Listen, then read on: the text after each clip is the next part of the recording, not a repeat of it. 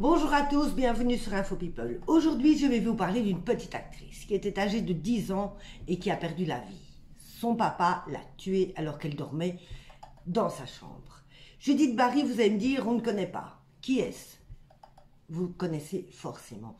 Si vous avez connu les années 80, vous avez connu Judith Barry. Judith Barry a tourné dans beaucoup de séries et dans beaucoup de films. Judith Barry est d'origine hongroise. Ses parents sont d'origine hongroise. Ils ont des origines modestes. Son papa est plombier et son papa est reconnu pour être un homme qui boit énormément. Il est alcoolique et il a énormément d'accès de violence. Depuis sa naissance, la maman de Judith n'a qu'une idée. Sa fille doit devenir actrice. Alors Judith, dès son plus jeune âge, alors qu'elle n'a que 2 ans, va commencer à courir les castings. Elle va en faire en tout et pour tout 72. Elle va tourner dans beaucoup de publicités, notamment la publicité pour McDonald's ou pour Lay's. Mais sa maman veut plus pour sa fille. Donc la publicité ne lui convient pas. Judith va alors commencer le tournage des séries. Elle va tourner aussi dans pas mal de séries, notamment dans La Croisière s'amuse, ou pour ceux qui ont connu les années 80, cette célèbre série Quoi de neuf docteur. Judith va commencer à se faire un nom à Hollywood. Elle va commencer à être connue, elle va commencer à être un petit peu la coqueluche d'Hollywood. Et oui, cette petite actrice bourrée de talent a un avenir très prometteur devant elle. Hollywood va la réclamer. Ils vont commencer à la prendre pour les films. Mais c'est surtout le dernier de ces films qui va faire disjoncter son papa. À l'époque, tout le monde a connu et tout le monde connaît toujours encore actuel, ce film est encore toujours d'actualité, Les Dents de la Mer. La petite Judith va tourner dans Les Dents de la Mer 4, La Revanche. Elle commence à gagner beaucoup d'argent. L'argent commence à couler à flot à la maison. Son papa ne supporte pas. Son papa est jaloux de la réussite de la petite Judith. Pour lui, ça doit être lui la star à la maison. Ce film pose donc énormément de problèmes à son père.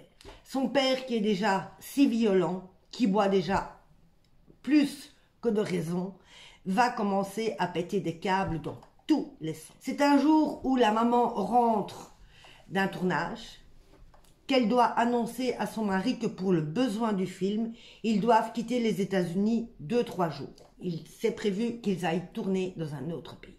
Forcément, le papa pique à nouveau sa crise en disant à sa maman, si tu pars avec Judith, moi je vous retrouverai et je vous tuerai. La maman de Judith est habituée à ces excès de colère. C'est tout le temps et pour tout. Donc elle ne tient pas vraiment compte de ce que son mari lui dit. Elle prépare les valises. Elle les dépose dans le garage. C'est au moment où le mari va rentrer le soir, le papa de Judith, Joseph, qu'il va découvrir les valises. Il va se rendre compte que sa femme n'obéit pas, que sa femme ne tient pas compte de ce qu'il dit et malgré ses menaces, elle n'a pas peur. Elle a décidé de partir ces quelques jours pour le tournage. Même s'il n'est pas d'accord, elle s'en ira. Il a très bien compris. Il a décidé de monter très calmement dans sa chambre. Il ne dira rien. Le lendemain, par contre, il va entamer une discussion avec sa femme.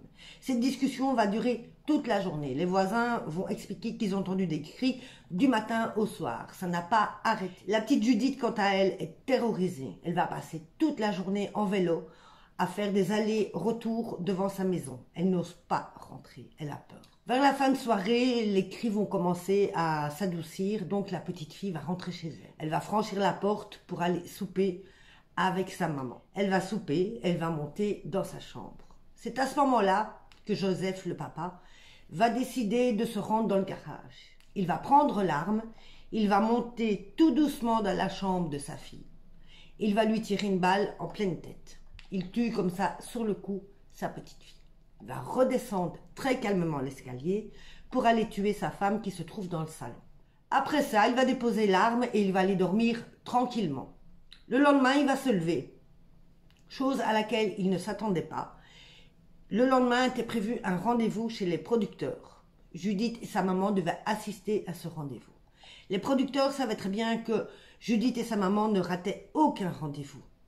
Et pour cause, le cinéma était toute leur vie. Les producteurs, inquiets de ne pas les voir arriver, ont décidé de téléphoner pour voir si tout allait bien à la maison. Ils sont forcément tombé sur Joseph qui a décroché le téléphone. Le papa a répondu très calmement, non, non, tout se passe bien, il n'y a aucun souci, ils ont juste dû s'absenter pour faire une course.